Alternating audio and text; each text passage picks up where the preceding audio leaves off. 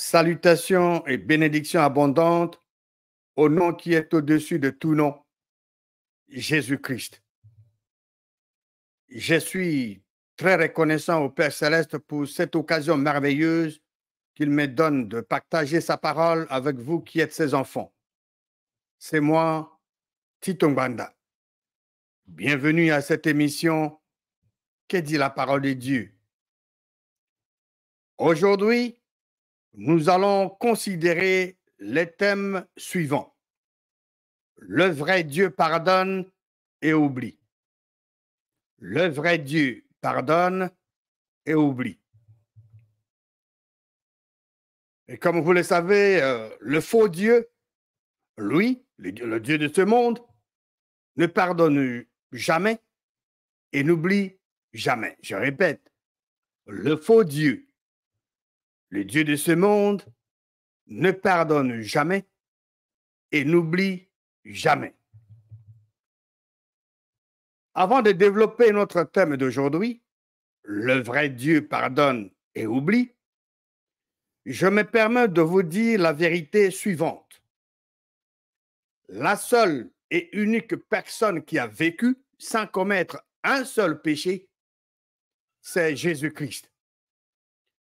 C'est ce que Dieu nous dit dans sa parole, dans le livre de Paul aux Hébreux, chapitre 4. Hébreux, chapitre 4, et nous allons lire le verset 15. Car nous n'avons pas un souverain sacrificateur qui ne puisse compatir à nos faiblesses. Au contraire, il, faisant allusion à Jésus-Christ, donc, Jésus-Christ a été tenté comme nous en toutes choses, sans commettre de péché. La parole de Dieu nous dit clairement que Jésus-Christ a été tenté comme nous en toutes choses, sans commettre de péché.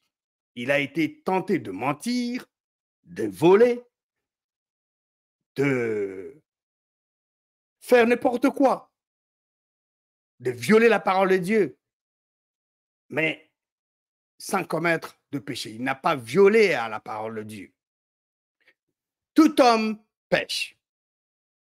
Romains chapitre 3, verset 2 dit la partie suivante, que Dieu au contraire soit reconnu pour vrai et tout homme pour menteur. Voilà, tout homme pour menteur, tout homme ment, tout homme est un menteur, tout homme pêche. Mais le vrai Dieu pardonne tout homme qui pêche et le vrai Dieu oublie. Si cet homme reconnaît, bien sûr, son péché qu'il a commis et demande pardon, Dieu, le Créateur, est fidèle et juste pour le pardonner, pour le purifier de toute iniquité, comme cela nous dit dans la parole de Dieu. Allons dans le livre des psaumes. Psaume 103, psaume 103.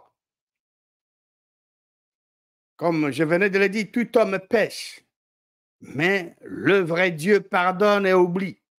Dans psaume 103, verset 3, qui dit la parole de Dieu, il est écrit, c'est lui, donc c'est Dieu le Créateur qui pardonne toutes tes iniquités, qui guérit toutes tes maladies. Dieu le Créateur pardonne combien de tes iniquités? Toutes tes iniquités.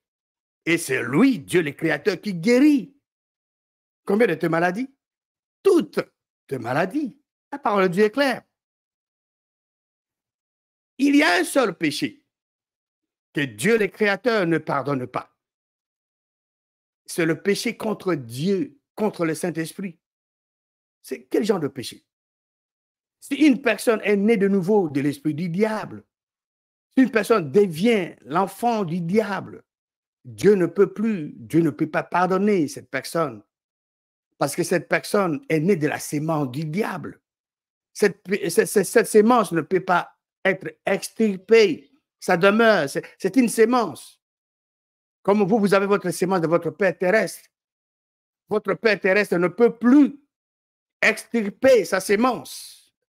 Ne peut pas dire, mon fils ou ma fille, comme vous ne m'obéissez plus, bon, je vais retirer mon sang. C'est une impossibilité. C'est la même chose pour une personne qui est née de nouveau de la sémence du diable. Cette sémence est permanente. Cette personne ne peut plus changer cette sémence. Dieu ne peut plus faire quoi que ce soit pour cette personne. C'est la mort éternelle. C'est un péché mortel. C'est un péché impardonnable. Lisons maintenant, nous sommes toujours dans Psaume 103. Lisons le verset 8 à 14. Verset 8. L'Éternel est miséricordieux et compatissant, lent à la colère et riche en bonté. Verset 9. Il ne conteste pas sans cesse. Il ne garde pas sa colère à toujours. Si l'Éternel Dieu gardait sa colère à toujours, ce serait catastrophique pour les êtres humains. Il ne garde pas sa colère à toujours. Verset 10. Dieu, le Créateur, ne nous traite pas selon nos péchés. Dieu, le Créateur, ne nous punit pas selon nos iniquités. Verset 11. Mais autant les cieux sont élevés au-dessus de la terre, autant sa bonté est grande pour ceux qui les craignent.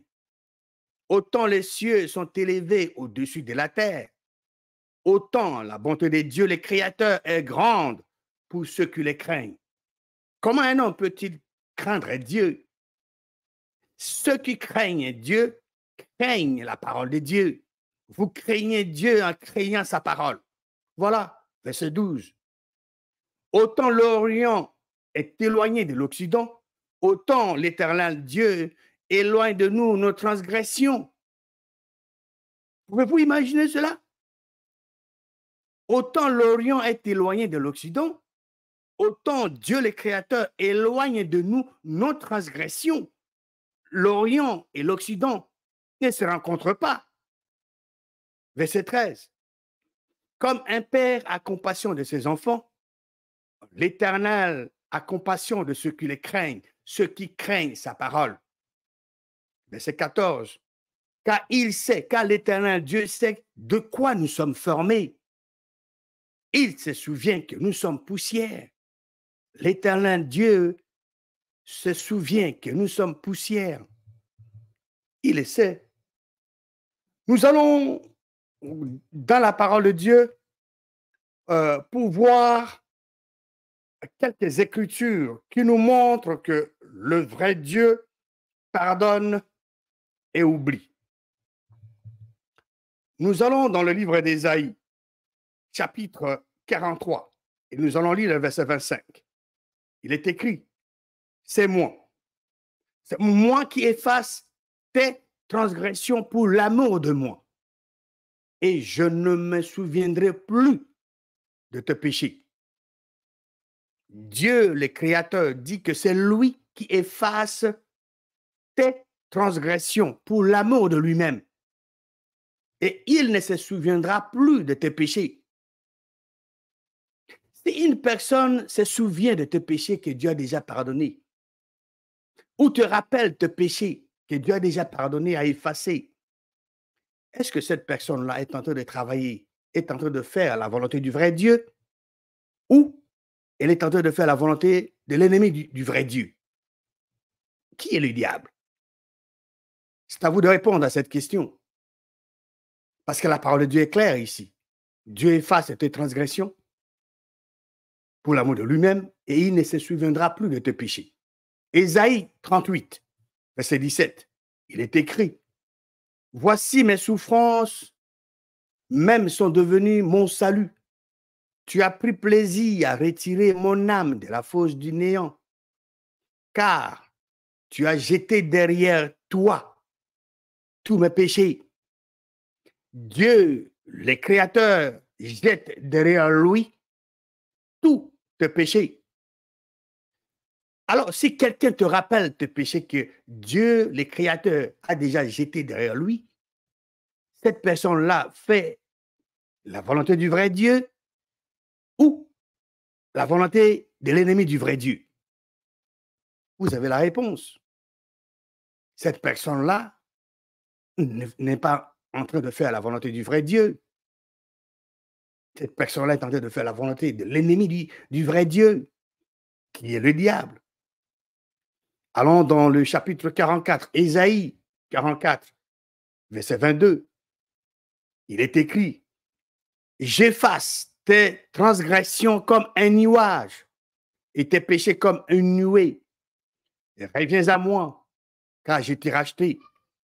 Dieu le Créateur dit qu'il efface tes transgressions comme un nuage. Il efface tes péchés comme une nuée. Superbe. Dieu le Créateur efface tes transgressions. Alors, si quelqu'un écrit encore tes péchés, ou s'il le rappelle dans ce discours, cette personne-là est en train de travailler pour qui? Pas pour le vrai Dieu. Non, pas pour le vrai Dieu, mais plutôt pour l'ennemi du vrai Dieu. Il travaille pour l'adversaire. Michée, chapitre 7, verset 18. Qu'est dit la parole de Dieu? Il est écrit, quel Dieu est semblable à toi, qui pardonne l'iniquité, qui oublie les péchés du reste de ton héritage. Il ne garde pas sa colère à toujours. Nous venons de lire ça dans l'Absaume. Il ne garde pas sa colère à toujours, car il prend plaisir à quoi? À la miséricorde. Miséricorde, c'est la rétention d'une peine méritée. C'est Dieu le Créateur qui pardonne l'iniquité, qui pardonne le péché. Et c'est lui, Dieu le Créateur, qui oublie les péchés du reste de son héritage. Dieu le Créateur oublie le péché de ceux qui les craignent, de ceux qui le respectent, qui respectent sa parole. Vous respectez Dieu le Créateur en respectant sa parole. Michée 7, verset 19, il dit, il aura encore compassion de nous. Il mettra sous ses pieds nos iniquités. Tu rejetteras au fond de la mer tous leurs péchés. Dieu le Créateur mettra sous ses pieds nos iniquités. Dieu le Créateur jettera au fond de la mer tous nos péchés. La question que je m'en vais vous poser est la suivante. Qui est capable d'aller prendre tes iniquités sous les pieds de Dieu? Qui est capable d'aller au fond de la mer pour vous ramener vos péchés que Dieu a jetés là-bas au fond de la mer? Alors, si quelqu'un ose te rappeler tes péchés que Dieu le Créateur a jetés dans le fond de la mer, vous savez que cette personne-là ne fait pas la volonté du seul vrai Dieu. C'est clair, n'est-ce pas? Nous allons dans la parole de Dieu pour voir l'exemple d'un homme qui avait péché contre Dieu le Créateur. Cet homme devait mourir, c'était ça la peine, c'est sa peine. Cet homme devait mourir pour le péché qu'il avait commis. Mais comme cet homme avait reconnu sa faute et demandé pardon à Dieu le Créateur, alors qu'est-ce qui est arrivé? Dieu le Créateur lui accorda le pardon. Et après avoir obtenu le pardon du seul vrai Dieu, cet homme était remonté très haut pour accomplir des grandes choses pour le seul vrai Dieu et son peuple. Cet homme-là, c'est le roi David.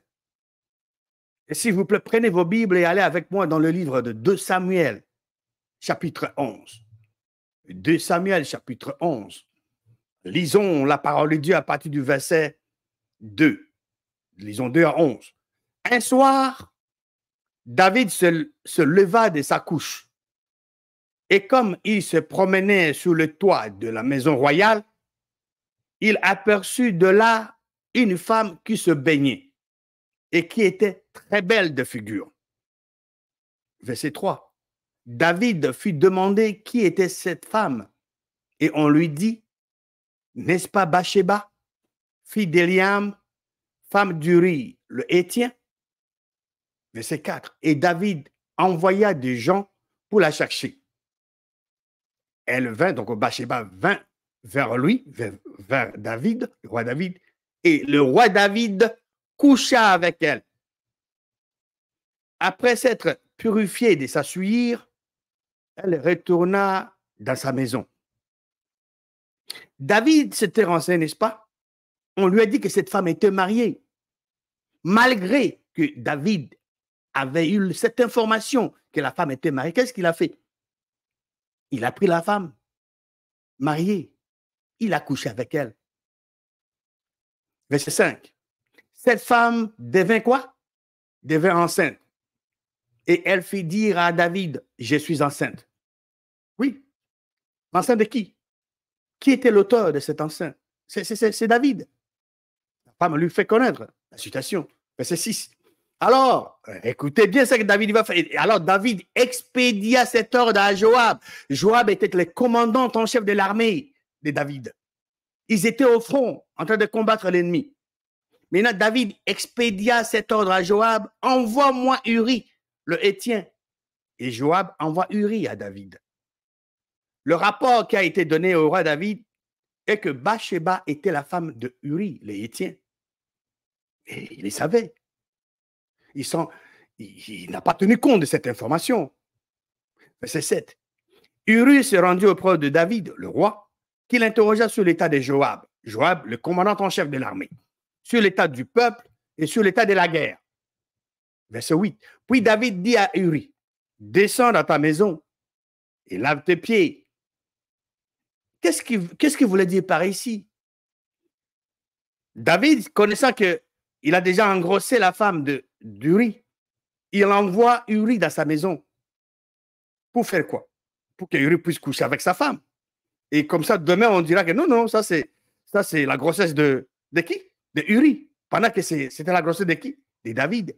Mais Uri, qu'est-ce que Uri fait? Uri sortit de la maison royale et il fut suivi d'un présent de roi. Mais Uri se coucha à la porte de la maison royale avec tous les serviteurs de son maître. Et il ne descendit point dans sa maison. Verset 10. On en informa David. Et on lui dit, Uri n'est pas descendu dans sa maison. Et David dit à Uri, n'arrives-tu pas de voyage? Pourquoi n'es-tu pas descendu dans ta maison?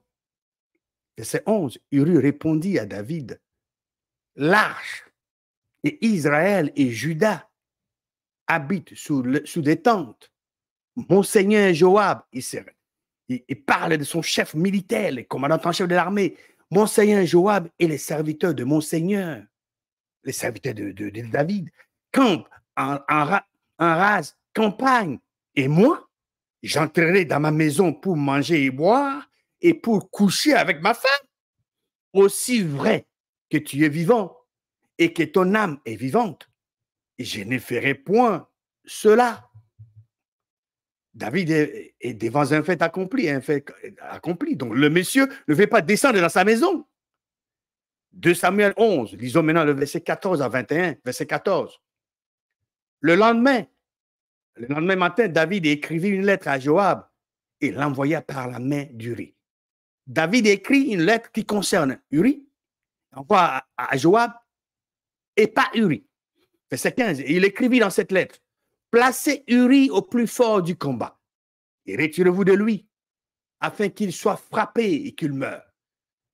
C'est une mort préméditée. Le roi David planifie la mort d'un serviteur de Dieu. Il a dit, placez Uri au plus fort du combat et retirez-vous de lui. Pour quel but? Indique le but, afin qu'il soit frappé et qu'il meure. Donc, le roi David planifie, organise la mort, la tuerie, l'assassinat d'un serviteur de Dieu. Voilà, c'est ce qu'il a fait. Verset 16, Joab, en assiégeant la ville, plaça Uri à l'endroit qu'il savait, défendu par des vaillants soldats.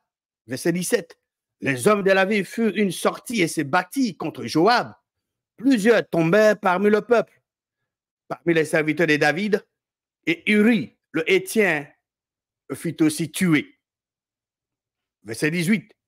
Joab, le commandant en chef de l'armée, envoya un messager pour faire rapport à David de tout ce qui s'était passé dans le combat. Verset 19. Il donna cet ordre au messager. Quand tu auras achevé de raconter au roi tous les détails du combat, peut-être se mettra-t-il en fureur et dira-t-il, pourquoi vous êtes-vous approchés de la ville pour combattre? Ne savez-vous pas qu'on lance de trait du haut de la muraille qui a tué Abimelech, fils de Jérubuchel? N'est-ce pas une femme qui lança sur lui du haut de la muraille un morceau de meule de moulin? Et n'en est-il pas mort à Tébet? Pourquoi vous êtes-vous approchés de la muraille? Alors tu diras, ton serviteur Uri, le Héthien, est mort aussi. Donc Joab voudrait que le roi puisse savoir que non, on a tout fait, hein, parce que pour que nous puissions exécuter l'ordre que tu avais donné de faire exécuter Uri. 2 Samuel 11, lisons maintenant le verset 22 à 27. Le messager partit et à son arrivée, il fit rapport à David de tout ce que Joab avait ordonné. Verset 23. Le messager dit à David, ces gens ont eu sur nous l'avantage. Ils avaient fait une sortie contre nous dans les champs, et nous les avons repoussés jusqu'à l'entrée de la porte. Les archers ont tiré du haut de la muraille sur tes serviteurs, et plusieurs des serviteurs du roi ont été tués, et ton serviteur Uri, le Héthien, est mort aussi. Verset 25. David maintenant prend la parole, lui parle à ce messager. Dit au messager, David dit au messager, voici ce que tu diras à Joab. Ne sois point peiné de cette affaire. Voilà la mort des serviteurs de Dieu. Il dit, ne sois point peiné de cette affaire, car l'épée dévore tantôt l'un, tantôt l'autre. Attaque vigoureusement la ville et renverse-la. Et toi, encourage-le. Verset 26. La femme d'Uri apprit que son mari était mort et elle pleura son mari. Verset 27. Quand le deuil fut passé, David l'envoya chercher et la recueillit dans sa maison. Elle devint la femme de David et lui enfanta un enfant. Ce que David avait fait déplut à qui? À l'Éternel. David a organisé, a planifié, a prémédité la mort d'un serviteur de Dieu. Donc, ce qu'il avait fait déplut à l'Éternel. 2 Samuel 12. Allons au chapitre 12, lisons le verset 1 à 14. 1 à 14. L'Éternel a envoyé Nathan vers David. L'Éternel Dieu, qui n'a pas approuvé ce que David a fait, qu'est-ce qu'il a fait? Dieu envoie un prophète. Le nom de ce prophète, c'est Nathan. Il envoie Nathan vers David et Nathan vint à lui et lui dit, Nathan s'adresse à David, au roi. Il y avait dans une ville 2 hommes, l'un riche et l'autre pauvre. Verset 2. Le riche avait de brebis et de bœufs en très grand nombre. Verset 3. Le pauvre n'avait rien du tout qu'une petite brebis qu'il avait achetée.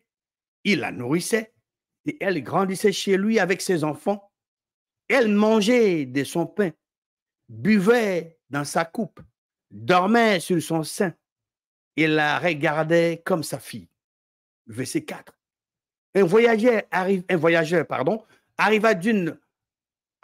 je reprends le verset 4. Un voyageur arriva chez l'homme riche. Et le riche n'a pas voulu toucher à ses brebis ou à ses bœufs pour préparer un repas au voyageur qui était venu chez lui. Il a pris la brebis du pauvre. Il l'a apprêtée pour l'homme qui était venu chez lui. Quelle sera la réaction de David en apprenant cela? Qu'est-ce que David va dire? Verset 5. La colère de David s'enflamma violemment contre cet homme. Et il dit à Nathan, il dit à prophète, l'Éternel est vivant. L'homme qui a fait cela mérite quoi? Mérite la mort. David connaissait la parole, connaissait la sanction. David dit à Nathan que le monsieur là, l'homme riche qui a pris la brebis de l'homme pauvre, c'est cet homme-là qui a fait cela, mérite quoi? La mort. Verset 6. Et il rendra 4 brebis pour avoir commis cette action et pour avoir été sans pitié. Verset 7. Et Nathan dit à David, tu es cet homme-là. Les prophètes, vous voyez, les prophètes sont des gens qui confrontent les chefs, le roi. Ils n'ont jamais eu peur de roi. C'est ce que nous voyons aujourd'hui, soi-disant hommes de Dieu. Ils sont derrière les hommes politiques pour chercher de l'argent. Non, Nathan a confronté David, il lui a dit, tu es cet homme-là. Ainsi parle l'Éternel, le Dieu d'Israël. J'étais oint pour roi sur Israël et j'étais délivré de la main de Saül. Quelle était la réponse du prophète Nathan au roi David? Il a dit, tu es cet homme-là. Verset 8. J'étais mis en possession de la maison de ton maître. Et je plaçais dans ton sein les femmes de ton maître. Et je t'ai donné la maison d'Israël et de Juda. Et si cela eût été peu, j'y aurais encore ajouté. Voilà, je pouvais ajouter. Verset 9. Pourquoi as-tu méprisé la parole de l'Éternel? C'est l'homme de Dieu qui parle ici, Nathan. Il n'était pas parti cajoler le chef. Non, dire des choses pour plaire au chef, comme font les soi-disant hommes de Dieu aujourd'hui. Ils ne font que plaire au chef pour chercher de l'argent. C'est l'amour de l'argent qui anime leurs actions. Non, ce n'est pas l'amour de l'argent qui anime Nathan. Nathan communiquait la volonté du vrai Dieu au roi David. Il dit, pourquoi donc as-tu méprisé la parole de l'Éternel en faisant ce qui est mal à ses yeux? Tu as frappé de l'épée Uri, le Héthien. Tu as pris sa femme pour en faire ta femme. Et lui, tu l'as tué par l'épée de fils d'Amon. Verset 10. Maintenant, l'épée ne s'éloignera jamais de ta maison. Pourquoi? Parce que tu m'as méprisé. Il a méprisé Dieu en tuant l'innocent. Et parce que tu as pris la femme d'Uri, le Héthien, pour en faire ta femme. Verset 11. Ainsi parle l'Éternel. Voici, je vais faire sortir de ta maison le malheur contre toi. Et je vais prendre sous tes yeux tes propres femmes pour les donner à un autre qui couchera avec elles à la vue de ce soleil. Cette prophétie a été accomplie parce que c'était Absalom, le fils de Salomon, pardon, le fils de David qui avait fait ça aux femmes de David d'une façon publique aussi. Verset 12. Car tu as agi en secret et moi, je ferai cela à présent de tout Israël et à la face du soleil. Quelle était la réaction du roi David au message de Dieu, le Créateur, lui transmis par le prophète Nathan? Quelle était sa réaction? Verset 13. David dit à Nathan. David ne va pas argumenter. Il ne va pas mentir comme font les chefs d'aujourd'hui. Tous ces chefs qui sont là sont des menteurs. Ils font tout pour défendre leur cause. Non. Cacher ce qu'ils font. Non. David dit à Nathan, j'ai péché contre qui? Contre l'Éternel. David a reconnu sa faute, a reconnu son crime. J'ai péché contre l'Éternel. David devait mourir. Comme David a reconnu sa faute, il a demandé pardon. Qu'est-ce qui est arrivé? Sur le lieu, Dieu donne le message à qui ça? À Nathan, au prophète. David méritait la mort. Mais comme David a reconnu sa faute, il a demandé pardon. Sur le champ, Dieu donne la révélation à Nathan. Et Nathan dit à David, l'Éternel pardonne ton péché. Tu ne mourras point. Le roi David avait reconnu sa faute et Dieu le Créateur avait pardonné son péché. Ceux qui ne savaient pas que David avait reconnu sa faute et que David avait obtenu le pardon de l'Éternel Dieu, le Créateur, et qui continuaient à critiquer David, étaient-ils en harmonie avec Dieu, le Créateur? Non. Ils étaient dans l'erreur parce que David avait reconnu sa faute. Il avait demandé pardon et Dieu l'a pardonné. Donc, ceux qui continuaient à penser mal de David, ceux qui continuaient à croire que le roi David n'était pas en harmonie avec Dieu, étaient dans l'erreur. Ce sont eux qui étaient en communion rompue avec Dieu parce que David avait déjà reconnu sa faute, son péché. Il avait demandé pardon et Dieu avait déjà accordé le pardon. Mais le fils que le roi David avait tué avec Bathsheba était mort selon la parole de Dieu prononcée par les prophètes Nathan. Verset 14. Mais parce que tu as fait blasphémer les ennemis de l'Éternel en commettant cette action, le fils qui t'est né mourra. Et cela est arrivé. Proverbe chapitre 8, verset 13. Il est dit, celui qui cache ses transgressions, celui qui cache ce péché ne prospère point. Mais celui qui les avoue et les délaisse obtient miséricorde. Voilà. Miséricorde de la rédemption d'une peine méritée. David avait reconnu sa faute. David avait reconnu son péché. David avait avoué ce qu'il avait fait. Il avait demandé pardon et qu'est-ce qu'il a obtenu? Il avait obtenu la miséricorde de Dieu. Il avait obtenu le pardon de l'éternel Dieu. Le vrai Dieu pardonne et oublie. Le faux Dieu, le Dieu de ce monde, ne pardonne jamais et n'oublie jamais. Nous avions examiné quelques écritures qui nous montrent d'une manière claire que quand le vrai Dieu pardonne, il oublie.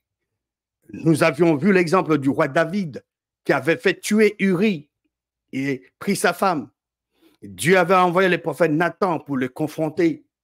David devait mourir, mais comme il avait reconnu son péché, sa faute, il a avoué, il avait demandé pardon. Dieu lui avait accordé le pardon. Le roi David n'était plus mort, mais c'est l'enfant qu'il avait tué avec Bathsheba qui était mort. C'est Dieu le Créateur qui pardonne toutes tes iniquités. C'est lui qui pardonne tous tes péchés. Et c'est lui, Dieu le Créateur, qui oublie tous tes péchés. Le vrai Dieu pardonne et oublie. Que Dieu le Créateur vous bénisse abondamment au nom puissant et triomphant de Jésus-Christ.